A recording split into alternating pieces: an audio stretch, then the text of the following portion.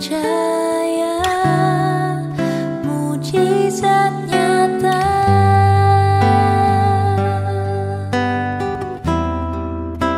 Dia mengerti, dia peduli persoalan yang sedang terjadi. Dia mengerti, dia peduli persoalan yang kita alami. Namun satu yang dia minta, agar kita percaya sampai mujizat menjadi nyata. Shalom, selamat pagi, salam sehat bagi kita sekalian, jemaat Tuhan, khususnya GBKP Klasis Jakarta, Kalimantan. Dimanapun kita berada pada hari ini, kita sungguh bersyukur bahwa Tuhan tetap menganugerahkan kehidupan bagi kita, dan kita sungguh yakin dan percaya bahwa berkat Tuhan akan melimpah bagi kita sekalian.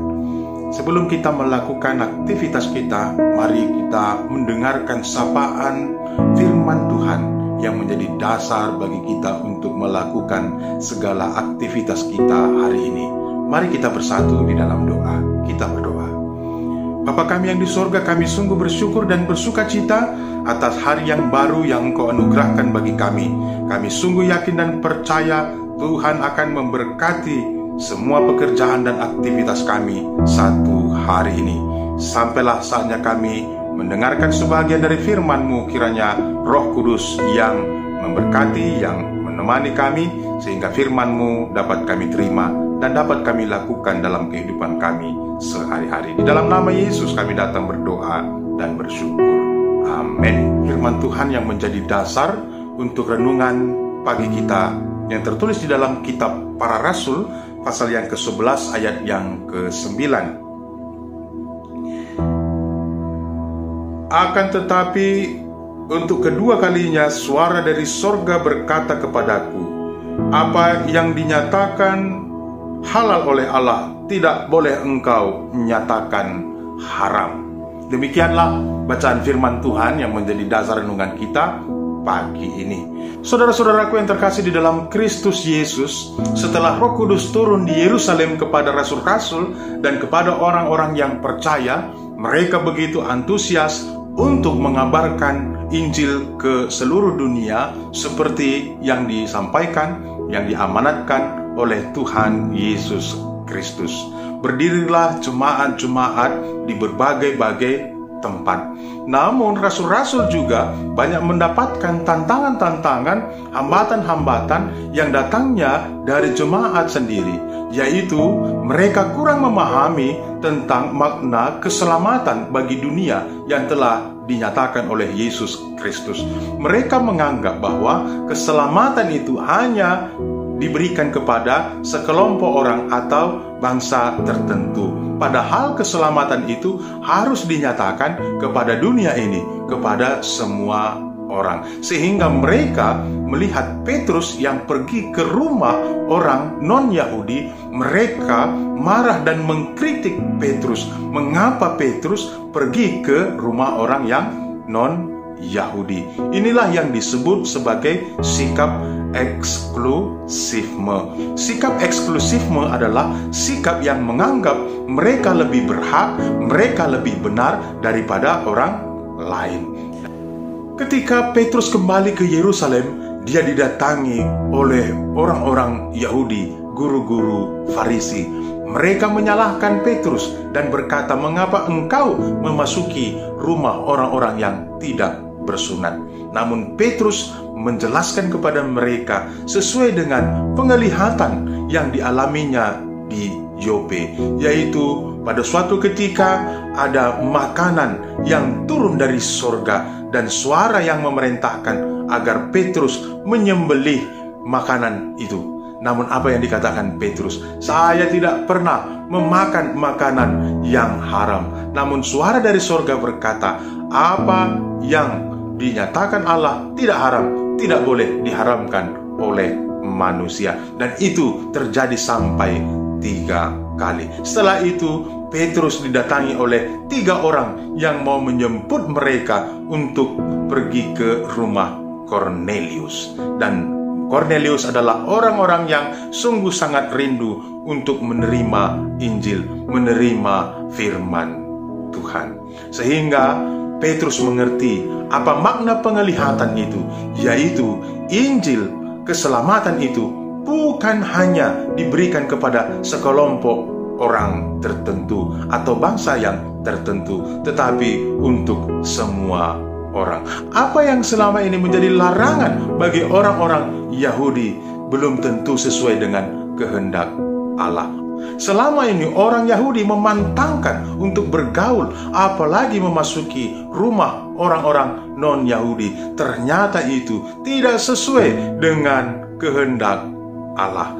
Allah tidak ingin keselamatan itu hanya diberikan kepada orang-orang atau kelompok-kelompok tertentu, tetapi keselamatan itu harus disampaikan kepada semua orang. Saudaraku yang terkasih di dalam Kristus, apa yang menjadi perenungan kita sesuai dengan teks bacaan kita pagi ini?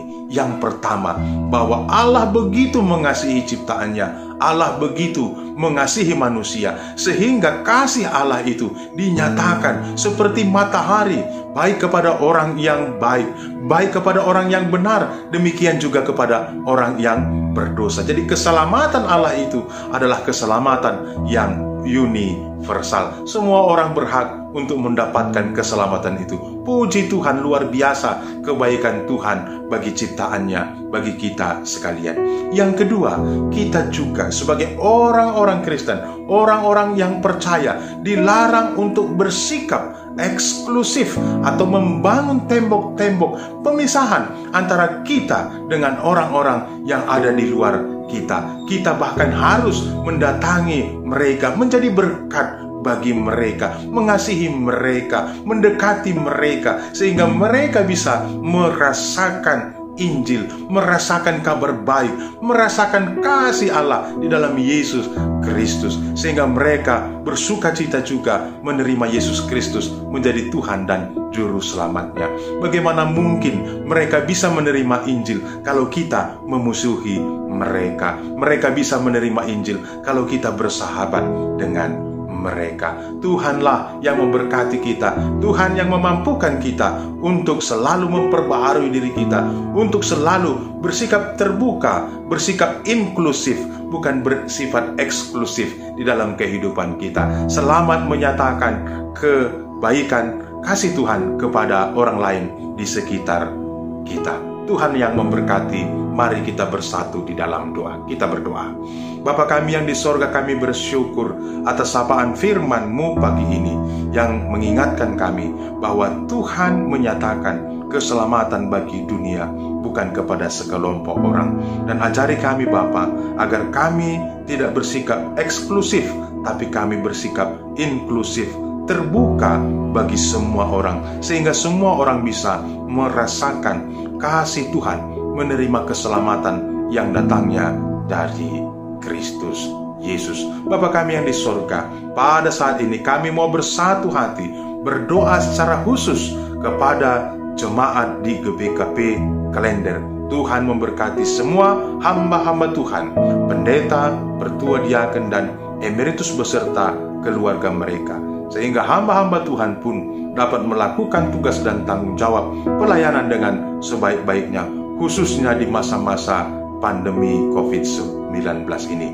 Demikian juga kepada seluruh jemaat Tuhan di GBKP Klender. Engkau berkati supaya jemaat Tuhan pun tetap mengandalkan Tuhan di dalam segala aktivitas kehidupan mereka. Mereka tetap setia menyembah, memuliakan Tuhan walaupun berada di masa-masa pandemi COVID-19 ini.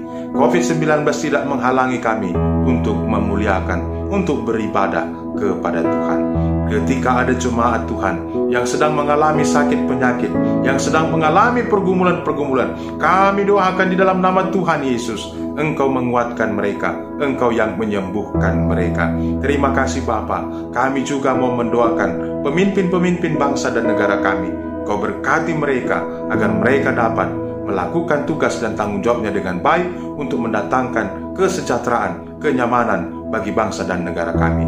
Tuhan juga yang memberkati kami, semua warga gereja, semua warga masyarakat, agar memiliki imunitas tubuh yang kuat untuk menghadapi tantangan-tantangan di masa-masa adab yang baru atau new normal life pada saat ini. Terima kasih Bapa, ampunkan kami akan segala dosa pelanggaran kami, agar kami benar-benar layak disebut anak-anak Tuhan. Di dalam nama Yesus kami datang berdoa dan bersyukur. Amin. Tuhanlah yang memberkati kita. Selamat beraktivitas, salam sehat. Jangan lupa kita mengikuti protokol kesehatan. Tuhan yang memberkati. Shalom.